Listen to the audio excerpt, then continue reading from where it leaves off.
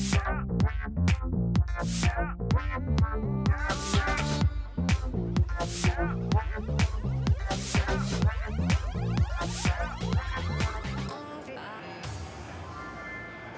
morning, everyone, and welcome to NYSE TV Live. I'm Kristen Schiller here in studio at the New York Stock Exchange. Well, we're week one into earnings season, and so far it's been positive. Big banks, including NYSE-listed ones, have exceeded expectations on the back of stock trading sales and investment banking revenue.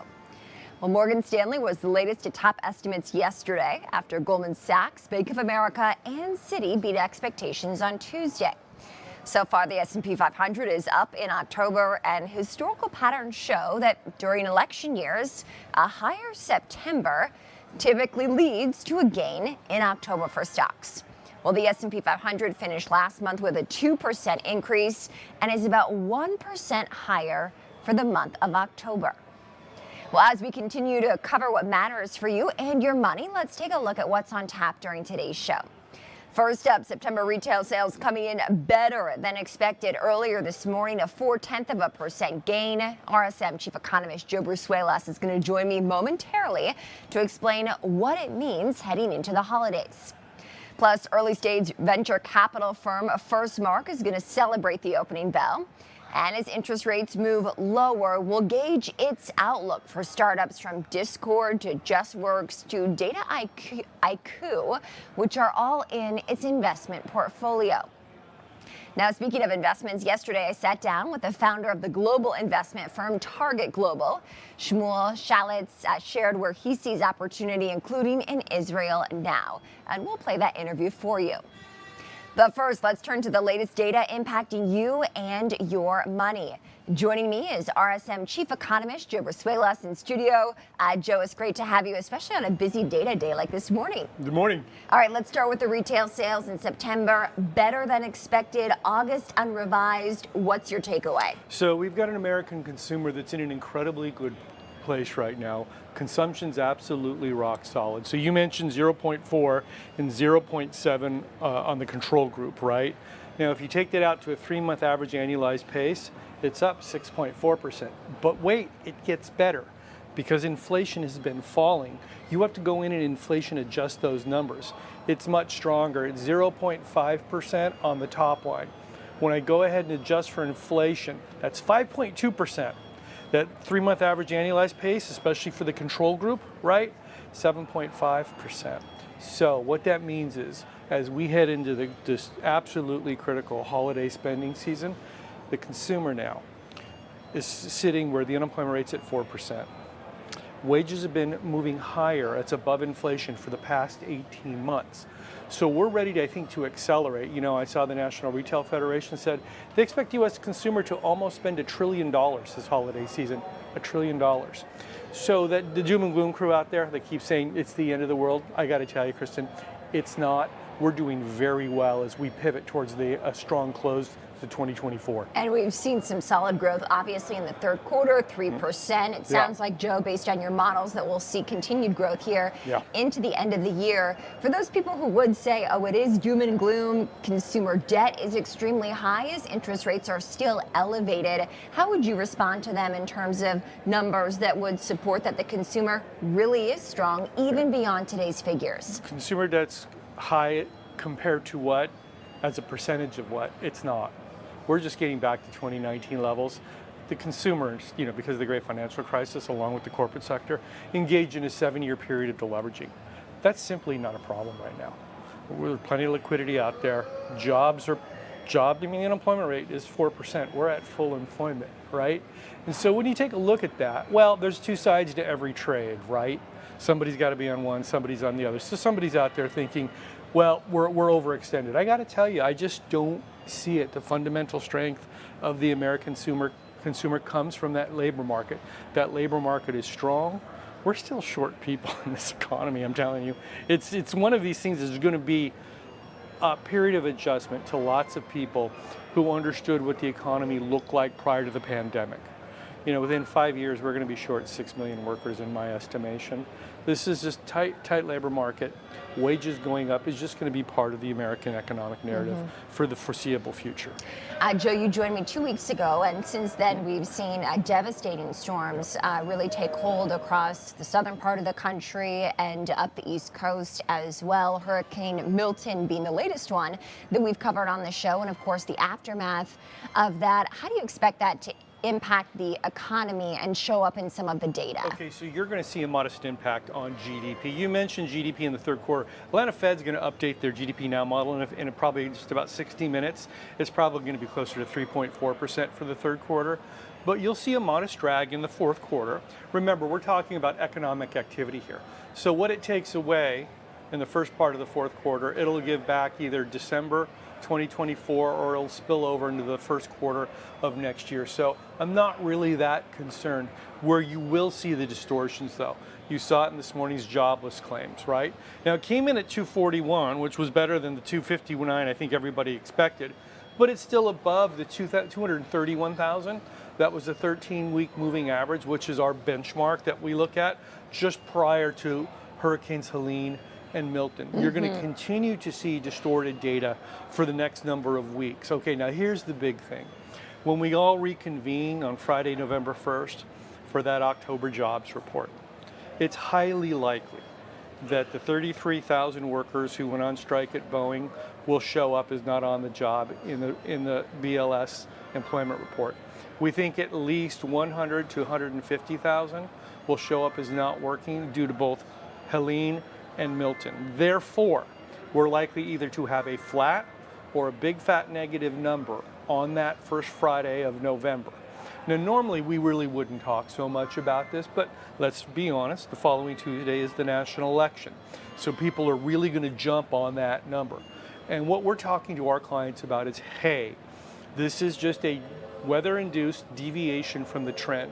It's noise, not signal. It's going to take a couple of months for this to work out. My sense is you'll start to see them come back to work in the November and then the December, but we really won't get a clean labor report until January 2024 or February 2024. Interesting. So the big question then, Joe, is how does that impact the Fed's next decision just 2 days after the presidential election on where it goes with rates? Okay, now the Fed moved that to Thursday to stay out of the noise around the election. I think the Fed is well positioned to cut rates by 25 basis points on November 7th and then to do it again on December 18th. But I think 50 basis points right now really is off the table. While I really feel for people in the Southeast, right? We had family that were affected by this. I'm sorry to hear that. Right, I mean, it was a real difficult 24 hours trying to track people down, both, in my household and then our employees at work.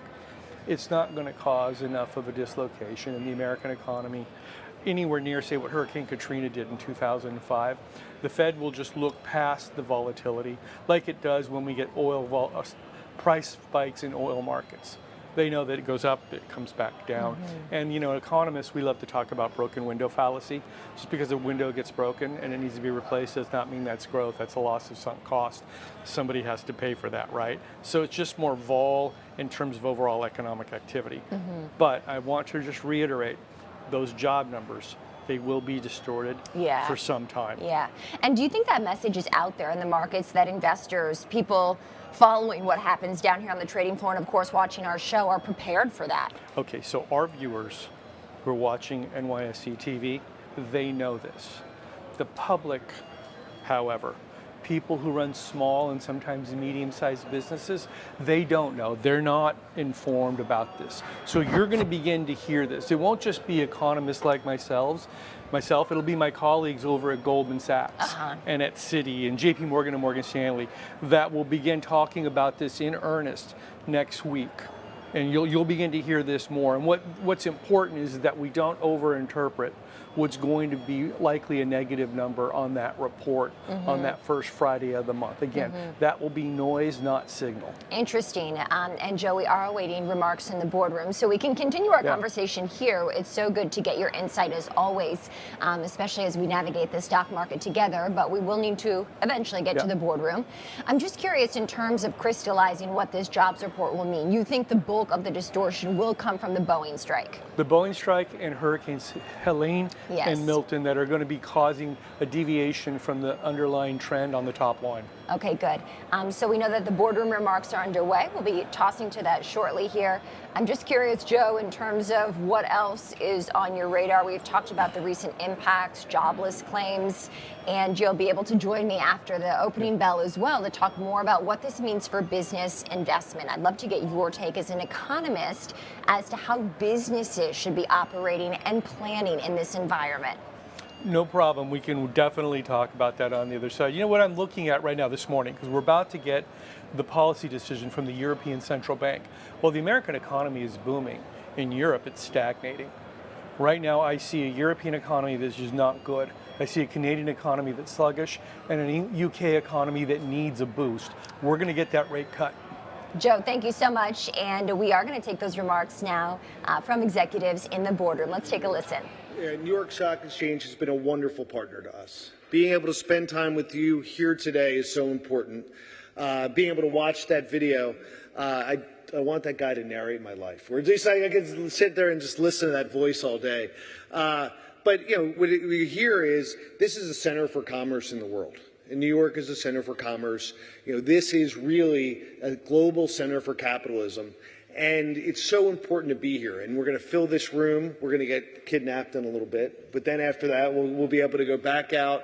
And then even all through this evening, we'll be able to have some of the global leaders in technology come and spend time with us. And that's what makes today such a special day. But even to kick it off, it's really great to be able to ring the bell, and those of us could join us and obviously take as many pictures as you can, and feel free to post them and do whatever, because this is really your day. And being able to spend time together and being able to be part of this is what makes it so special for everyone here, and makes us so happy to be your host. So thank you, Michael. Thank you, New York Stock Exchange. Thank you, everyone, for coming, and we look forward to a really amazing day.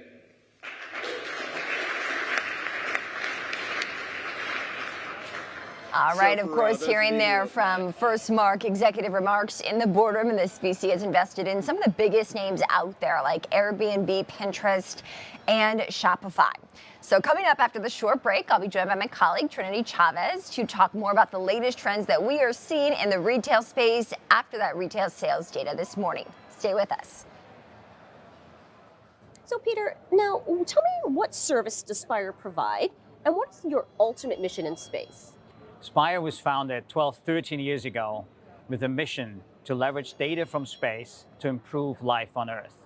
So we have a massive satellite constellation, the 4th largest in the world, to collect data about all sorts of human and nature's activity and provide it as a subscription to customers, over 700 all across the world. Now, McKinsey recently said if you don't have a space strategy, you need one. So tell me, what are your thoughts about that statement, and do you think McKinsey is correct? I do think McKinsey is correct, and they placed an analog to what they said in the 90s about internet strategy, because they recognize that there is an exponential technology that is driving the improvements of the capabilities. Back then it was computers and the internet, and today is space. So I do believe that they are correct. And space is already used every single day by more people than they know of, but that is going to dramatically increase in the future. Peter, can you talk about the technology behind Spire satellites that can deliver these solutions to its customers? There are 3 types of spacecraft or satellites. There are those that look, they basically take reflections from the sunlight. There are those that talk, they're basically transporting data from one spot on Earth via space to another spot. And then there are those that are listening. And that is what Spire does. We use radio frequencies to observe the weather, ships, planes, soil moisture, wind speeds, all sorts of information. And then we analyze it and deliver it to our customers as a subscription. Now, Spire provides what it calls a space as a service. Elaborate on what this is and who are your customers? So when you think back to Amazon back in the days. They were selling, books and other products, but then they had to develop. Welcome back to NYC TV Live, everyone. I'm Kristen Schuller here in studio. Well, the September retail sales data this morning came in better than expected, showing gains of 0.4% in September. And as the holidays approach and companies like Amazon ramp up seasonal hiring, I want to bring in my colleague Trinity Chavez with more. Trinity, good morning. Good morning, Kristen. That's right. So as we approach the holiday season, shopping, of course, is on the top of so many consumers around the world. So to discuss the latest trends and consumer confidence, as well as expectations for this holiday shopping season, I am joined now by Deborah Weinswig. She is the CEO and founder of Coresight Research, Inc. Good morning, Deborah. Good morning. Thank you so much. It's great to have you. So let's talk about the latest data out there. What do you see right now in the latest retail sales data that reveal about consumer confidence and how we are shifting spending habits and how those are impacting the broader retail landscape? Yeah, we tend to look at things year over year, although I know a lot of folks look month over month. But what was interesting in the data, if you look across the board, is that we're not seeing a huge uptick in inflation anywhere. And so that's certainly a positive going into the holiday. Secondly, what is really critical to look at September is that, right, we had all these sales, right, from Amazon, Target, Walmart, you name it, right, that second week of October. Oftentimes you'll see a real pullback in September as people are waiting for that, and we didn't really see that. So that would say to me that October is even stronger. And then thirdly, we're seeing very early purchases, even into September, of, kind of lights, home decor, everything for the holiday season. So everything's being brought even earlier than a year ago. And what expectations are you anticipating for the upcoming holiday shopping season? And are there any specific emerging trends that retailers should be prepared for? Yeah, so the holiday there, it's the shortest holiday season. So it is, if you just look at, kind of Black Friday to Christmas, which is how it's often defined, it does look weaker, but it's just because there's fewer days. And so I would say the underlying trend, definitely stronger than people expected. Apparel, footwear, accessories, so highly discretionary, we believe will outpace last year. And what we're also seeing is that consumers are being savvier, doing a lot more research. So they're buying, kind of floor models of furniture and really looking for those deals. And so that's why our belief that October will be incrementally stronger because of these very big sales from large retailers. So I would say the consumer's looking for a deal. They're ready to spend, and we think that holiday sales will top expectations. And what are we seeing with some retail chains? Right now, we're seeing Big Lots that just announced that it's going to be closing 50 stores, and Walgreens announced that it's closing more than 1,200 stores as sales decline. So which retail sectors right now are currently performing better than others, and which ones are lagging behind? What factors do you think are driving these trends? It's an excellent question because typically we don't see weakness in the dollar store space. And as someone who's very much paid attention to this space in recent years, right, with the pandemic and whatnot, these kind of smaller, more convenient boxes that offered, in some cases, unique items, unique deals, we're seeing the consumer does not have time for that. They do not have patience for that. So what they're doing instead is they're moving a lot of their spending to the discount store sector, which not only has really kind of strengthened a lot of their technology, so they're able to, offer this omni-channel experience, but because they're also now making money from data monetization, retail media networks, they're able to offer significantly better deals. So the big are going to get bigger. And that is a really interesting and recent trend that we've seen. And this idea of kind of, shopping for an item here and an item here, the consumer is doing kind of bigger trips. So once again, those who offer a full array are doing well. And what we believe is that while the department stores have definitely been on shaky ground over the holiday season, they'll enjoy that as well, as they're also seeing better, if you will, kind of margins from retail media networks and data monetization, so they can invest in price in a different way than a Big Lots or other dollar stores can. So we think the dollar store sector will continue to be losers here. Now, I do want to talk about e-commerce versus the traditional brick and mortar stores. According to a new Experian survey of 1,000 U.S. consumers, about half of those shoppers plan to shop in physical stores this holiday season, signaling a return to brick and mortar shopping. So how are these online sales, in-store shopping, balancing out the current environment, and what role do omni-channel strategies, as you mentioned, play in shaping the consumer experiences? It's something we at Coresight have been spending so much time on because what you see is Gen Z, right? Where we're seeing kind of a real impact from their behavior. They prefer to shop in store. But what they do is they do 90% of their research on a mobile device before they get into the store because they say that they're focusing on sustainability, and they are. They're doing 3 times as much research before they get into the store. So not only do they know what they want to buy, they know what they're looking for, right? When they touch it, taste it, feel it, if it is consistent with their experience online or right on a mobile device, if it's consistent and if they are indeed going to transact. So we actually see a lower return rate among that demographic. And we believe, and we're actually calling it like unified commerce because there's like no beginning and no end, right? They're doing research on mobile, they're going in store to see if that's actually what it looks like. And then they may be actually consummating the sale on a mobile device, but the store had a much bigger impact than it used to. And once again, Gen Z shops much more like baby boomers in terms of their amount of time in store, but they don't, the boomers are not necessarily participating in that unified commerce.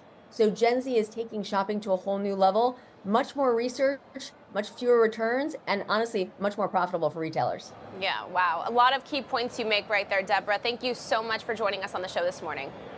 Thank you so much. I'm going to send things back over to my colleague, Kristen, in Studio One. Kristen? Trinity, thank you so much.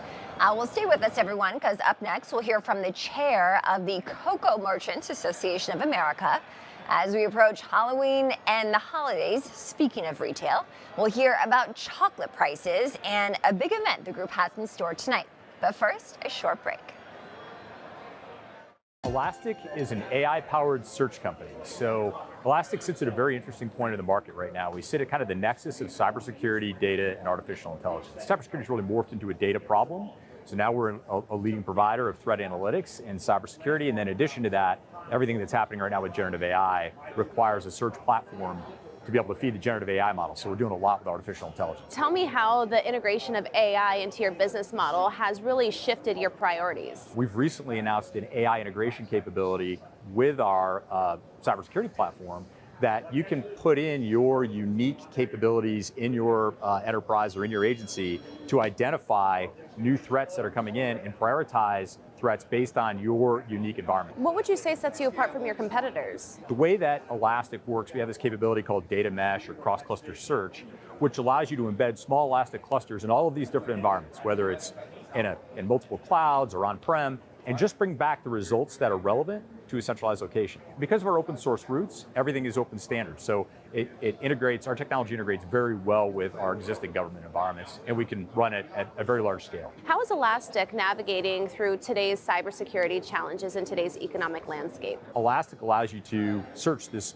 tremendous amount of data coming in, and now integrating some of these AI tools allows you to find the threats that are most relevant to your environment and remediate those threats quickly and take a lot of that burden off of the security operator. The integration of AI into the security tools is going to help us continue to stay ahead of the bad actors and the emerging threat. How do you ensure data privacy to your customers? We have a vector search database that is required to use for generative AI and large language models. So they require a vector search platform. Essentially, we can organize unstructured data to be able to search that data very quickly and provide the relevant information that our customers are looking for. You also want to be able to provide some security controls in terms of role-based access control or even field-level security control in the data.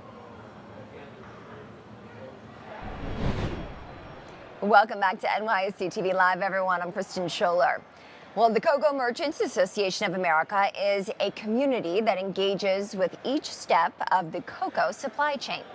Consumers have probably noticed record-high chocolate prices in the past year amid supply shortages. And there's still much to commemorate, though, in the industry. In fact, tonight, the association is hosting its 100th anniversary celebration right here in New York City. Well, the group marked the occasion by ringing the closing bell yesterday, and the chair of the association, Zachary Biko, joined NYSC TV's Judy Shaw with more. Let's take a listen. Yeah, so we're the premier industry association for the cocoa sector in North America. We think about our members, they're anyone who touches the cocoa supply chain, from the time it leaves origin producing countries to the time it's converted into finished chocolate products. So some of the world's big merchants, hence the name, Cocoa Merchants Association of America, We have processors, branded chocolate companies, logistics providers, banks, anyone who touches the world of cocoa. That's our membership. And we try to mesh business and community. That's our role. We see those as the facilitators of business. Business because we have a contract that governs the physical trade of cocoa between members, for instance. And we also collect spot prices and publish them to provide market transparency. But community is important. So we have a conference every other year. We have a Members Day every year, which is a mix of golf and other fun activities for those who want to network. So that's the CMAA in a nutshell. Now, CMAA was founded on the floor of the original New York Cocoa Exchange in the 1920s. How has your relationship with the New York Board of Trade, which has since become ICE, evolved? Yeah, it's been a critical part of the CMAA's history. So I think that speaks to the criticality of an exchange and facilitating trade. So it matters to all of our members. All of our member companies really care about what happens on the exchange. It's ingrained into our businesses. But even just practically, we have an executive director who sits in the Intercontinental Exchange office. And that's just a sign of the closeness that we have with the ICE Exchange and our organization. Now, it's the centennial anniversary. Tell me, what does this centennial anniversary mean? Yeah, so it's really important to us. So to be around 100 years, that says a lot. As an organization, we've evolved with the times.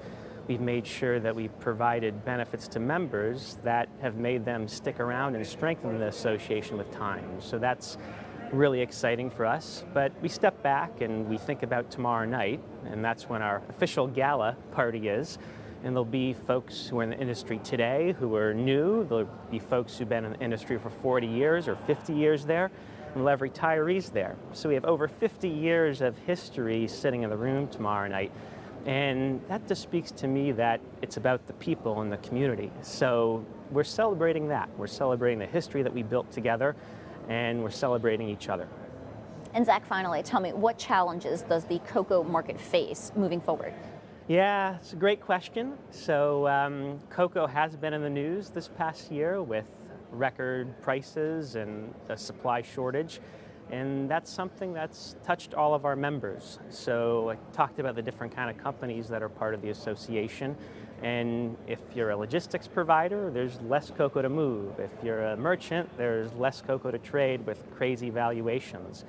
The market conditions of the past year, they've posed challenges for all of us. But I think challenges are things to be solved. And that's part of the CMA's role, is to convene our membership to solve the challenges that the market brings. So it's been a tough time, but we have a really strong membership and members who look for solutions, and that's the role of a merchant. Zach, it's been wonderful to talk with you. Thanks for joining me on Floor Talk today. Thanks so much for having me. Well, we are just moments away from the start of the trading session. Of course, stocks pointing to a higher open on the back of better than expected data. We see all three of the major indexes, in fact, rising. Retail sales data better than expected at 0.4% in September. And jobless claims, those are the weekly unemployment benefits filed on the state level, actually coming in lower than expected. So that's a positive data point as well. Trinity, I know you've been covering the retail space here closely. We had some good insight there from your guest momentarily. What's your take as we head into the open? Yeah, you know, especially how she was pointing out the vast difference between baby boomers and then Gen Zers, and how there's fewer returns when it comes to baby boomers, and they're the ones who actually enjoy shopping in store more than the Gen Zers, or the younger generation rather. But it's interesting to see how the strategy has really shifted in the retail sector when it comes to the traditional brick and mortar stores that we grew up seeing on every street corner, as to now with the rise of e-commerce. And, you know, marketplaces like Walmart, an NYSE listed company, and Amazon really, putting those deals out there earlier every single year. And, you know, as long as the consumer sees that they're getting a deal, data is showing that they will shop as early as they need to just to get more bang for their buck. Yeah, we'll see how some of these numbers obviously impact the data heading into year end. My guest, chief economist at RSM, Joe Brusuelas, was saying earlier, of course, that the strikes, the hurricanes will have an impact on jobs. But overall growth is looking pretty solid after 3% GDP growth, of course, in the third quarter, and revisions on tap today from the Atlanta Fed that we'll be speaking about here with my guest in just a few moments. FirstMark on the podium, set to celebrate the opening bell.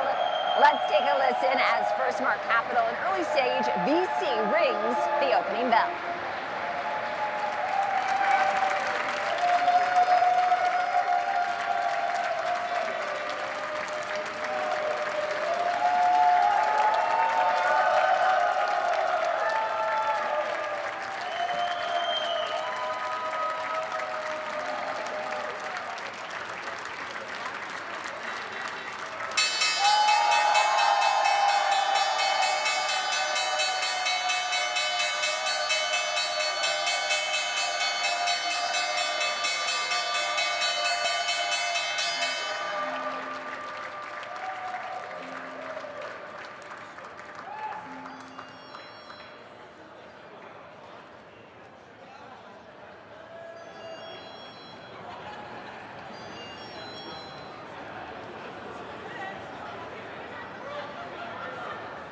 Stay with us. We'll have much more after this short break. Hello and welcome to today's edition of The Exchange, brought to you by the New York Stock Exchange. I'm live on the floor with Savina Rizova. She is co-CIO and Global Head of Research at Dimensional. Thank you for stopping by. It's a pleasure. So we understand you've launched this new UMA service for your advisors. Could you tell us a little bit about it and what the benefits are? Absolutely. These days, advisors want to both scale and customize. They can customize with SMAs. They can scale with managed models. A UMA gives them the opportunity to both. So one of the things that's interesting is there's a lot of conversation in our world about ETFs, direct indexing, UMAs, SMAs. You know, how do we sort of distinguish between all of that? Absolutely. SMAs are typically portfolios of individual securities, stocks or bonds that you hold in one account. Direct indexing is a subset of SMA, which just starts with an index, and then you customize off of that. Our SMAs do not start with an index. They start with a dimensional defined starting strategy. But SMAs generally are used for customizing for specific client needs, tax needs, or ESG preferences. Managed models are models typically of ETFs or mutual funds that allow advisors to scale by assigning many different clients with similar needs to the same custom model they developed. On our UMA platform now, they can do that. They can assign multiple clients to the same asset allocation they put in on the platform, and this allows them to have like a very consistent investment experience offered to different clients. Are there key benefits? You know, how does this help a dimensional advisor? Oh, it helps them to gain operational efficiency because they can actually outsource the day-to-day asset allocation, taxes, and a cash flow management to Dimensional, and they can also have Dimensional data.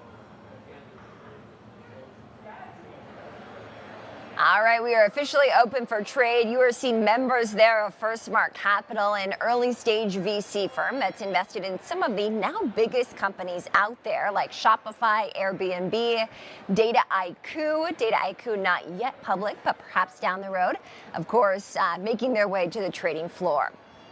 Well, joining me now again with more on how these economic trends are impacting the markets now that we're officially open for trade is Joe Brusuelas. He is the chief economist at RSM.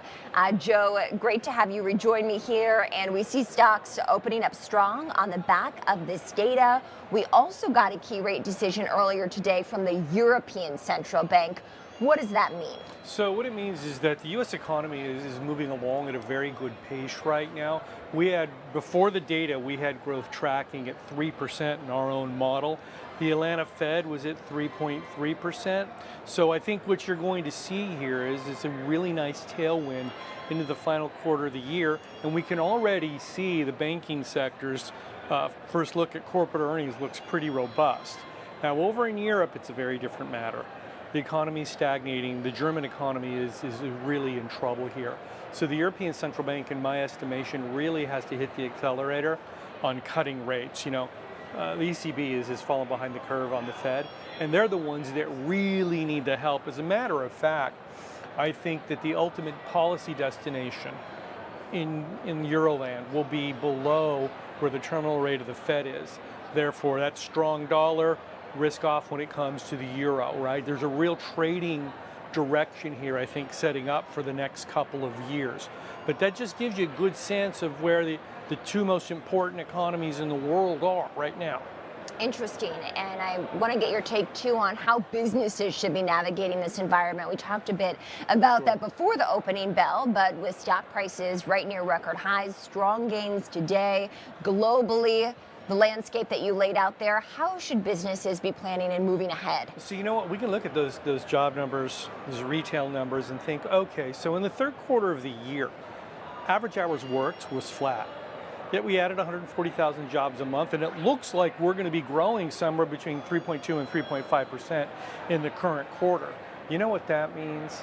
Margins are widening, profit margins are improved, revenues, net earnings, all improving.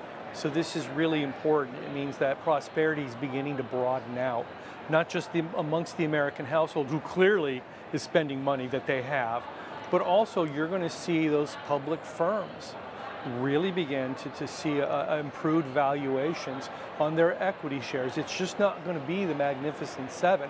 One of the real hurdles, I think, was overcoming that wall of worry of an overconcentration on valuations in equity markets. Looks to me like it's going to be spreading out here as we go forward. You know why? We're mid-cycle in economic expansion. This is what you want to see. This is what you should see. Yeah, good. Okay, Joe, always good to get your take. We'll be waiting for those Atlanta Fed revisions for GDP growth later today. And we'll be checking in with you, of course, throughout the course of the next few weeks heading into year end. Joe Rasuelas, Chief Economist at RSM, joining me here in studio. And stay with us, because up next, our bell ringers from FirstMark Capital will join us on the floor. So, Madhu, tell me, what are your thoughts on the current market conditions in the AI space, and how is Icera positioned to navigate them? Very good. It's lots happening in the AI space. You saw recently with NVIDIA, Jensen, the CEO of NVIDIA, making announcement, I think, month of March. And last week we were at ServiceNow event. And today, Microsoft with Satya announcing a lot at Microsoft Build on Copilot. The market is evolving so much in Gen AI space. Every month there's something new.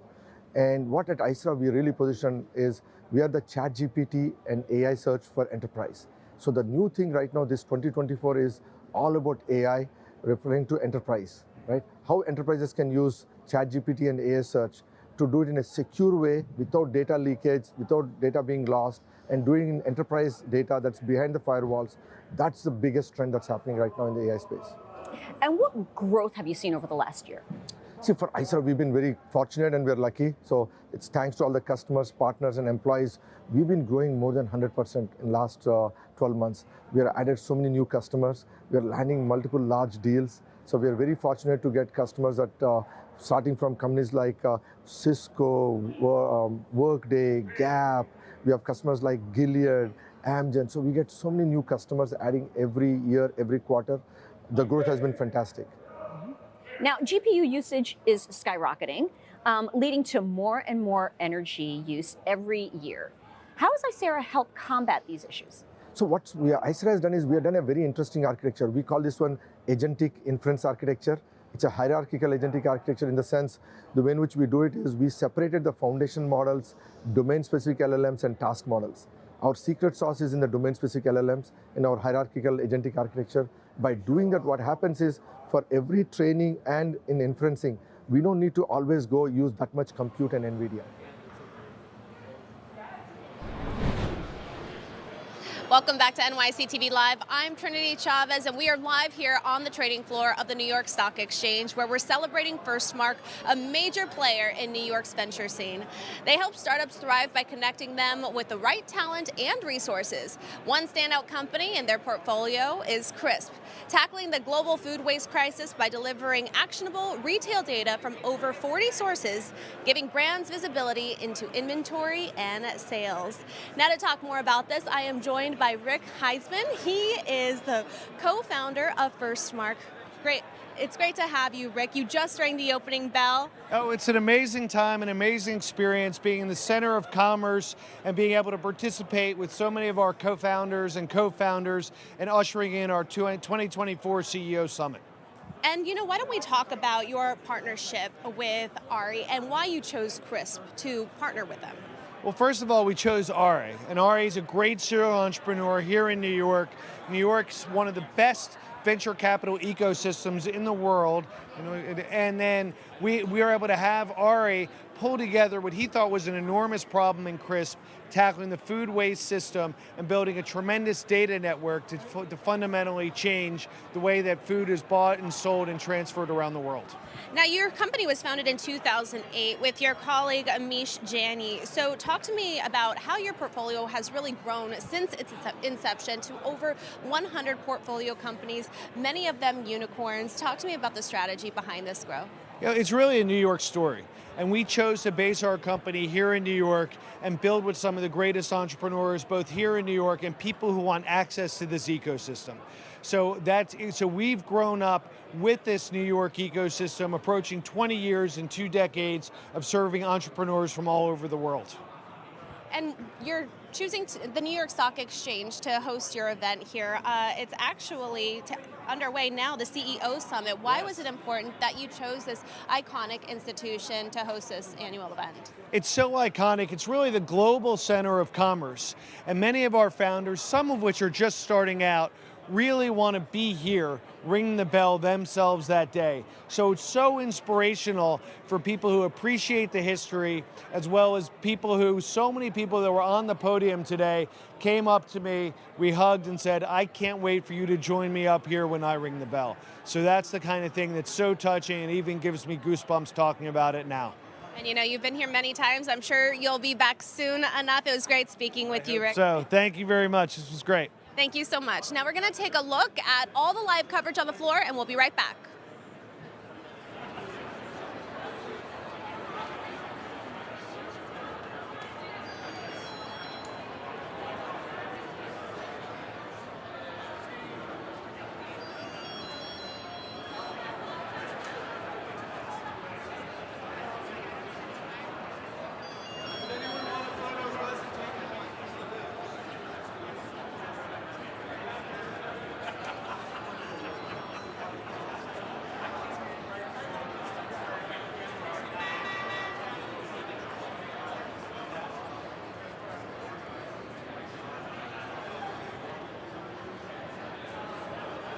Joining me now is Ari Trasdal. He is the CEO of Crisp, the company who's on a mission to reduce global food waste by improving supply chain transparency and efficiency through real-time data analytics. Ari, it's so great to have you joining us again today. Great, thank you. Nice to be here. I mean, you were obviously witnessing the opening of the U.S. equity markets. Was this your first time?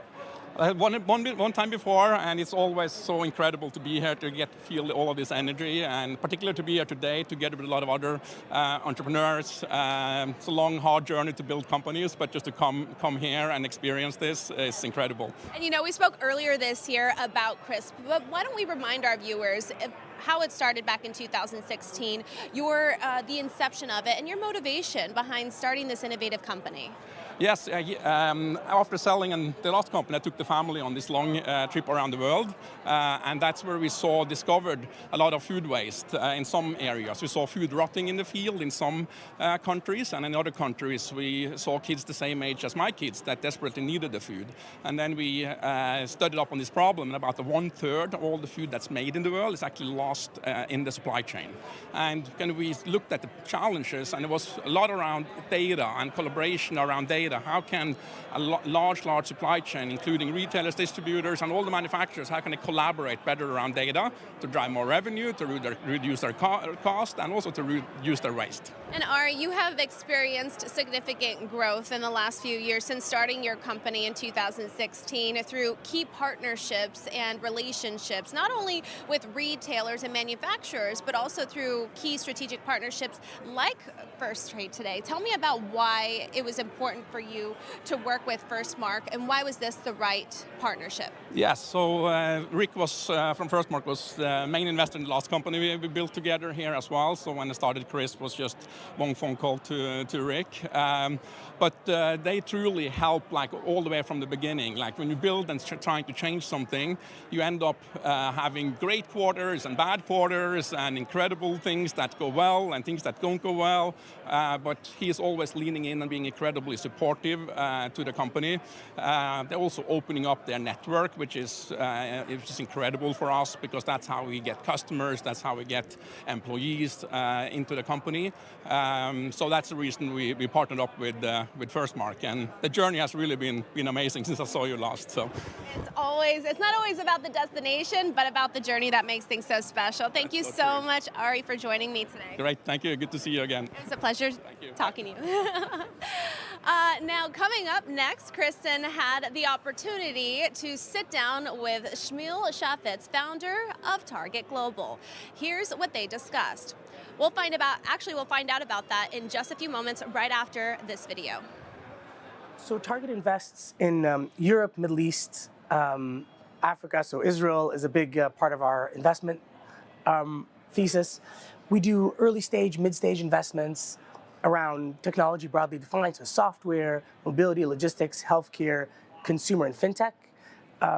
We've been doing it for the past decade, headquartered in London. So that's our main focus. Where do you see opportunities right now in terms of the investment landscape? So I think like everybody, we're very focused on AI.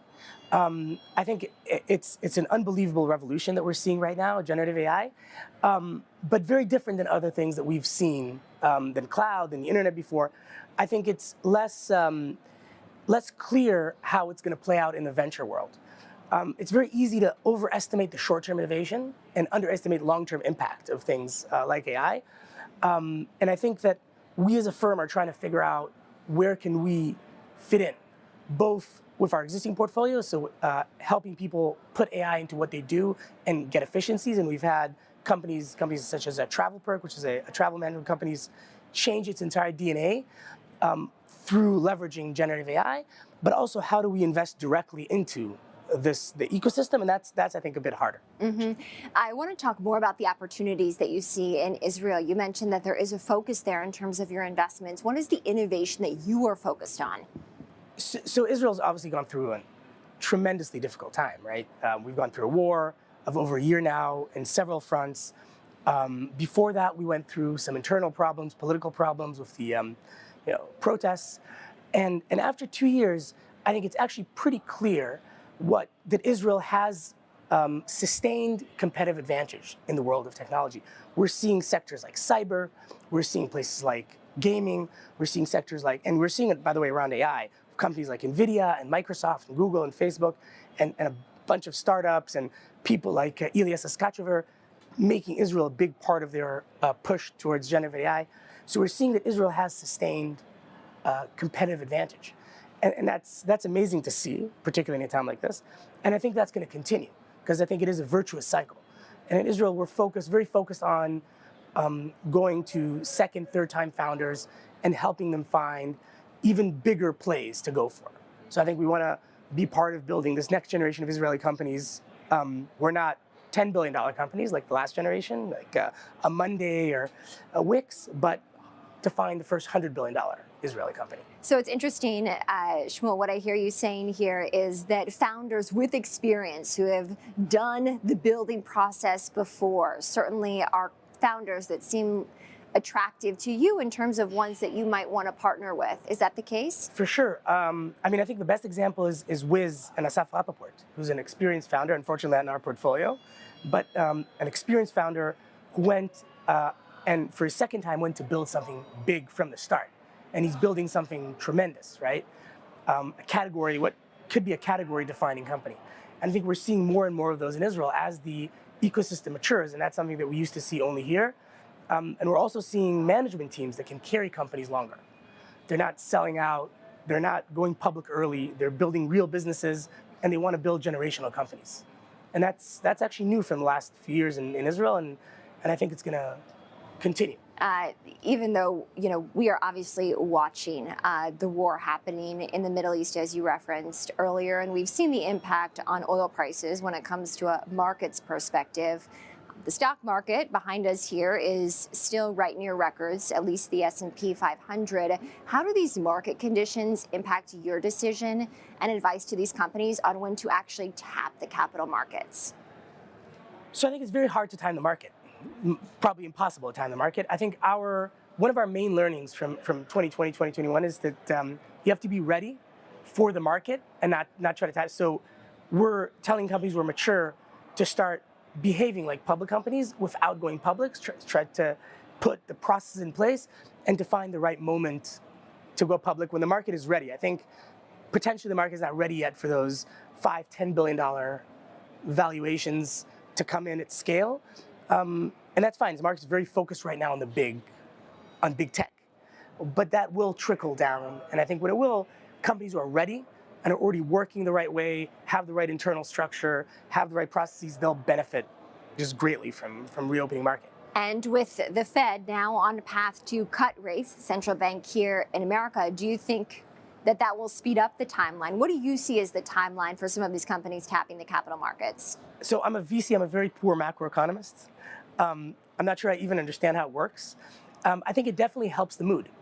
And we're in an industry that's very dependent on mood, right? We're in a dream industry, so it highly depends on mood. I don't think it really matters if the rate is 5 or 4.5 or 3.75. I think that idea of the economy's improving, rates are going down, it's going to become easier to fundraise, that impacts the market by itself. I don't think we should probably go to zero rates again. I don't think it did good to our industry, actually, despite everything. It overinflated it dramatically, and I hope we don't go back there anytime soon. Well, I mentioned at the start of our segment here, innovation is so key, crucial to what we do here at the stock exchange, crucial obviously to what you do in your business and companies really around the world and consumers looking at AI and how to make their lives and workflow more productive. And the conversations that you're having with the more than 100 companies that Target Global invests in, how much of that conversation is getting these companies to use and enhance AI? So I try to open every board meeting, particularly with software companies, with asking people how AI is going to destroy your business. And I think that's something that every CEO has to think about. We have to always remember that the actual implementation lags the atmosphere. So if you look at what companies have actually been doing, very few, even larger public companies have actually been able to leverage generative AI to do anything meaningful, but we're seeing more and more every month, every quarter, more and more companies, and we're seeing companies, and I mentioned before TravelPerk, which I think is an amazing test case, companies who've taken a business and transform it through generative AI. I also think you have to be careful because also it's easy to underestimate how expensive it's going to be to work with large language models at scale. And I think we're talking about interest rates. In this type of environment, even companies like Microsoft can't subsidize their customers forever. And they're going to want to recoup the hundreds of billions of dollars of infrastructure and computing costs and energy costs that they've incurred over this. And that's going to have to roll to companies, including to our portfolio companies, as we're constantly trying to help people think about efficient ways to use AI. And what's the right architecture so you don't become dependent. And when prices do go up, which they eventually will, you don't get stuck. And I think a lot of companies will hit a brick wall when that finally happens. Thanks again to Shmuel for joining me for that interview. Well, stay with us. We'll have more after this short break. Our company is designing the most advanced memory and storage controller chips to help solve the bottlenecks for the data pipeline for the AI and the cloud infra. We are building a platform from the chip design to the firmware, software, all the way to the turnkey modules and helping customer get qualification and deployment in the data center. That really help us to differentiate from the traditional companies that are facing a lot of efficiency and innovation challenges. And you recently announced a new SSD controller chip, use of a new ARM Cortex R82 cores. It's a new technology in this space. Tell us exactly what this is, what's unique about it, and about the new technology. We have been focusing on designing most advanced storage and memory controller chip solutions. These technologies are helping solving the bottlenecks for our data pipeline in the data centers, and it's extremely critical for our future growth. The technology we innovate and we adopt will serve that purpose. For example, the technology we just announced on the advanced error correction coding, that will help really significantly improve the reliability of DRAM tier of high capacity, and also help reduce the server downtime. On the other hand, we also partner with industry leading IP vendors like ARM. Their latest R82 core is the greatest and latest embedded CPU, which is great for our next generation controller chip.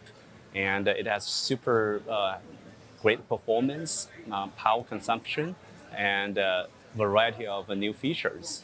So that's how we synergize with best-in-class IP and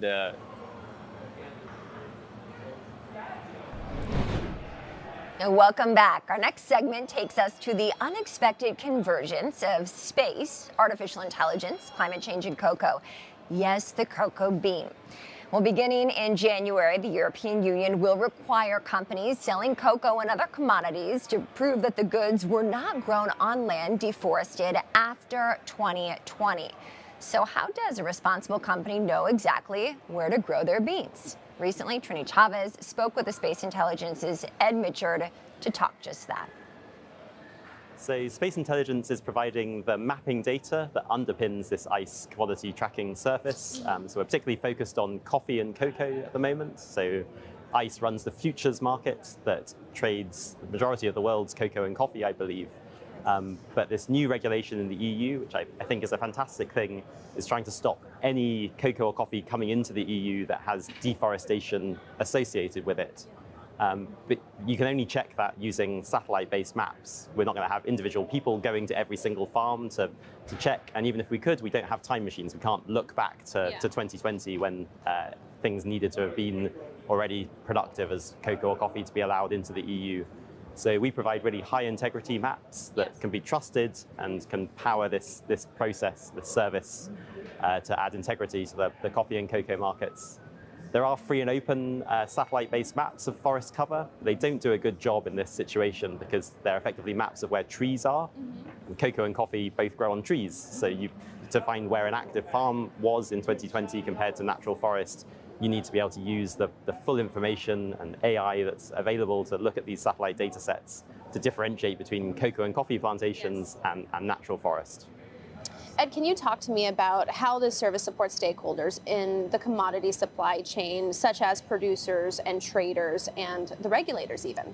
Sure. So if you have low quality maps, so maps that don't really show where forest areas are, the people who are not going to be able to sell their coffee and cocoa and who will really lose out, I think, are smallholder farmers who exist in a mosaic of complicated landscapes where there are bits of patches of forest and patches of agriculture. If you can't separate those properly, then those smallholders are going to get cut out of the supply chain. It's going to end up places like Ivory Coast, Ghana, Brazil.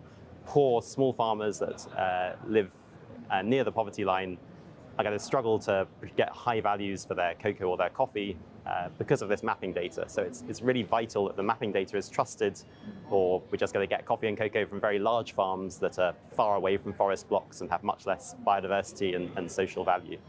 How would you say the satellite and space data industry is going to evolve over the next 5 to 10 years? And how is that going to help addressing climate change? We're actually really lucky. We're in a kind of golden era for satellite data. There's loads of satellites up right now funded by taxpayers in the West, so funded by US and European Union and the United Kingdom from NASA and the European Space Agency that provide all the data. And we'll be talking much more about space here at the Stock Exchange, of course, next week as we have the Space Summit midweek on Wednesday, October 23rd. Well, that's going to do it for today's show of NYSC TV Live. Thank you for watching as always. I'm Kristen Schiller. For me and Trinity Chavez, have a good day.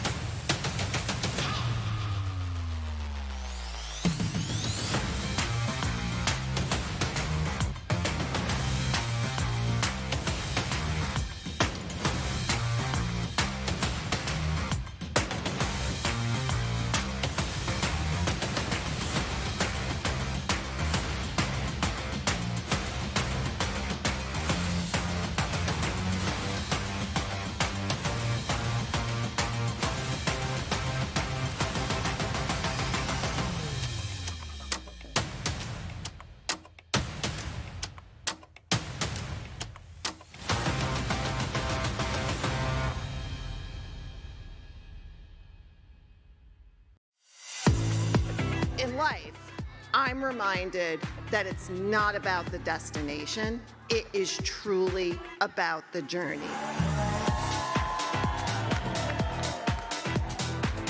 My pleasure to greet you today from the center of the U.S. capital market here at the New York Stock Exchange. I want to just take a minute and not just talk to the people that are in the room, but I want to speak to the rest of the team around the globe. These are people that made this happen, and I know that there is no way we would be here if it wasn't for you. Everyone at Flutter is proud to join such a distinguished list of companies on this great stock exchange. Not many people get to do something big in this world, and we get to do something truly special. This is such